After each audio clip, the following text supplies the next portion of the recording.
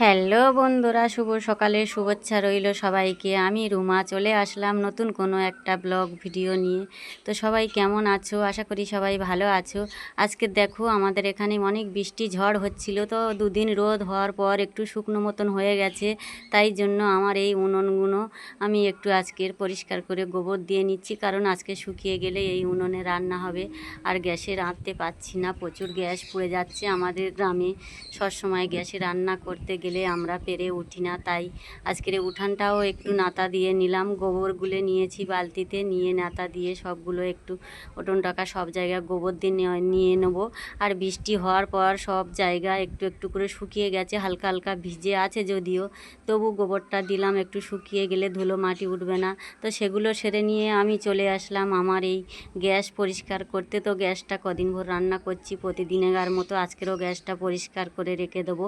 আর যেমন উনানগুলো আমরা কাদা মাটি দিয়ে পরিষ্কার করি, আর এই গ্যাসও তেমন আমরা সাবান সার্ফ দিয়ে পরিষ্কার করি, কারণ এগুলো পরিষ্কার করলে তবে ভালো থাকবে। তারপরে সকালবেলা দেখো না, পান্তা ভাত নেই আজকের আমাদের, তা আমাদের এখানে চালের খুঁদ হয়, সেই চাল খুঁদ দিয়ে কিছু আলু দিয়ে এটা সিদ্ধ মতন করে নিয়েছি। এইটা সকালে সবাই খাওয়া হবে, তো সেটা আমার রেডিও হয়ে গেছে। আর সবাইকে এখানে খেতেও দিয়েছি, আমিও দুটো খেয়ে নিচ্ছি বসে ওদের সাথে। আর এই খুঁতগুলো তো খেতে খুবই টেস্টি লাগে, আলু সিদ্ধ বলো আর যে কোনো সবজি ওদের সাথে সিদ্ধ করে দিলে খুবই ভালো লাগে।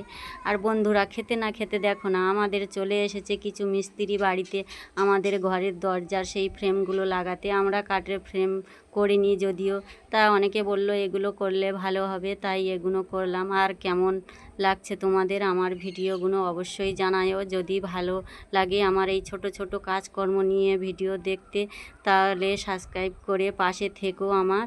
আর এদিকে দেখো না, ওরা কাজ করছে, আমি দেখে চলে আসলাম কিছু ধান নিয়ে সারাতে। আর প্রকৃতির হাওয়া দিয়ে ধান সারাচ্ছি, কত সুন্দর লাগছে। আর চারিদিকে দেখো আমাদের প্রকৃতির সৌন্দর্যটা কত সুন্দর, গ্রামের পরিবেশ। আর এই দেখো না, আমরা এই ধান এই প্রকৃতির হাওয়াতে সারাই। আর পাখাও আছে, কি বলো তো, কারেন্টের অনেক বিল পড়ে পাখাতে সারালে, তো সেগুলো সেরে নিলাম, নিয়ে আবার চলে আসলাম। এই দেখো না, গাছে কিছু পুঁই শাক দিয়েছিলাম, তা অনেক বড় বড় ডোক হয়ে গেছে। ভাবলাম আজকের একটু পুঁই শাক রান্না করব, তাই কেটে নিয়ে চলে আসলাম। আর গ্রামের পরিবেশগুলো কত সুন্দর দেখতে লাগে, চারিদিকে সবুজ, তা সেগুলো নিয়ে চলে আসলাম। এসে আমি আবার কাটতে বসলাম। সবজিগুলো খুব সুন্দর করে বেছে খুঁটে পরিষ্কার করে নিয়ে কাটছি। কেন বলো তো, কদিন ঝড় বৃষ্টি হচ্ছে, এর মধ্যে অনেক পোকামাকড় পাতার মধ্যে ঢুকে থাকে, তাই খুব সুন্দর করে সবজিগুলো আমি কেটে নিলাম। এদিকে পুঁই শাকের ডাঁটাগুলো কেটে নিলাম, আর এদিকে আগে থেকে কেটে নিয়েছিলাম কুমড়ো আলু, একটা মাছ ধরেছিলাম পুকুর থেকে, সেটা দিয়ে ঝোল করব। তো আমি গ্যাসে আজকের বসিয়ে দিয়েছি, যেহেতু উনুনটা এখন শুকাতে দেরি আছে একটু, তাই আজকের গ্যাসেও বসিয়ে দিয়েছি।